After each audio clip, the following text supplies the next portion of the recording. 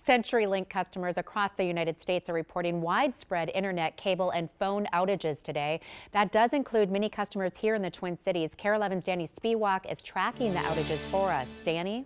Well, Carla, CenturyLink tweeted in the past half hour that they are still working to fix these outages that have been going on for a full 14 hours now, and they're really affecting people in pretty much every corner of the United States.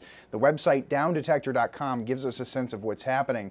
Look at all the red there in the state of Minnesota. We're one of the hardest hit areas in the country, along with the Pacific Northwest and the Southwest U.S.